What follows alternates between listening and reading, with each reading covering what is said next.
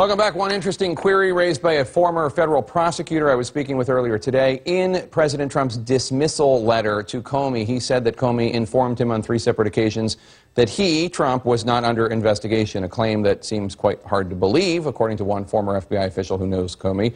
But more importantly, the question is, does the president's discussion of his private conversations with Comey, using it as a public defense, does that put in jeopardy any possible future claims of executive privilege to prevent those conversations from being made public?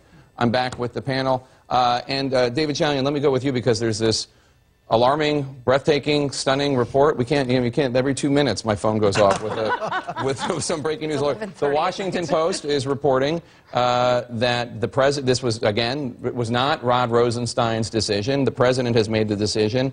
And then after Rosenstein had been given as the reason by the White House, he, quote, threatened to resign after the narrative emerging from the White House on Tuesday, cast him as a prime mover of the decision. So wow. if this bears out as true, Washington Post reporting that Rosenstein, who's been on the job for 3 weeks, 2.5 weeks, 2 weeks, yeah, is threatening to resign because they had hung the entire justification on him as to why the president, again, fired the FBI director who's overseeing the investigation into him.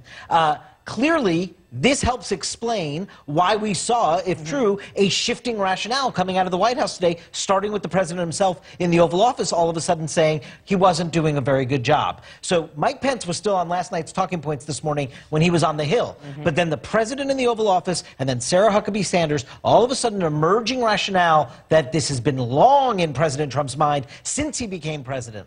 I feel bad because you guys are all such excellent reporters, and I know if we weren't on TV right now, you would all be working your phones to confirm this Washington Post story, but it really is a stunning turn of events. It is, and you could feel something happening today at the White House when there was sort of, a changing narrative and timeline. But interestingly, if you look at the memorandum we talked about last night so much from the Deputy Attorney General, it was not to the President, it was sent to Jeff Sessions here. And he was talking about sort of a song and verse, the history of Comey. It did not look like necessarily rationale for firing papers. And it also was not, if you look at the President's letter, he undercut this entire thing.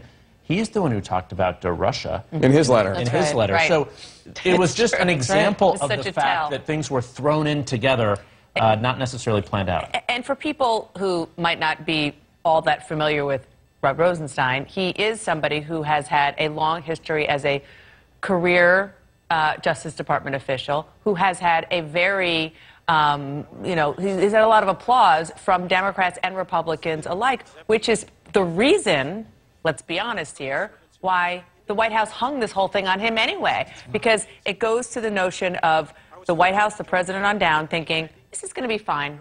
We're just, because the Democrats didn't like Comey. Oh, and we'll have the guy that just got in there that all the Democrats love because even the Democrats voted to confirm him to be assistant. Well, he's a former Obama U.S. attorney.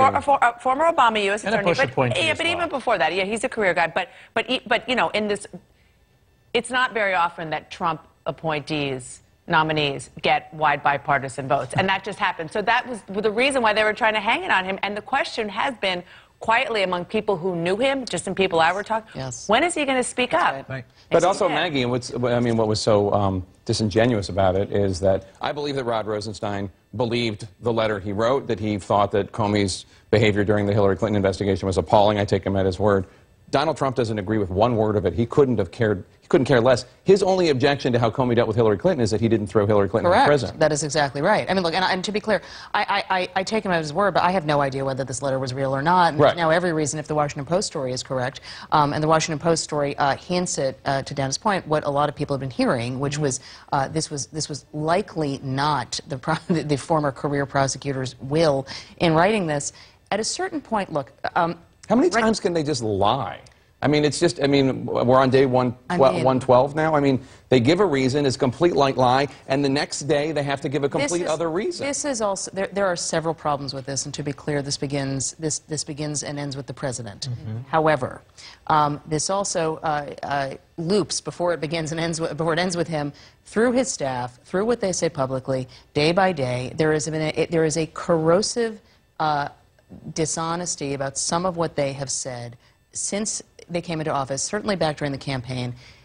we have yet to have a global crisis that is not of the president's making, where they're going to have to ask the American public to believe them, but all this does is completely undermine them. This reporting is pretty breathtaking, and you have to ask, at what point are Republicans in Congress going to feel pressure to do something more than say, yes, we're concerned? The only person who's really saying anything new, Jason Chaffetz, is on his way out. He's not running for re-election. At the same time, it's imperiled the legislative agenda. Exactly. Whatever happened to tax reform? Right. It's put on hold the Afghanistan decision, which was supposed to happen this week. That's so right. these things have real consequences beyond politics. Correct. Thanks, one and all. Great.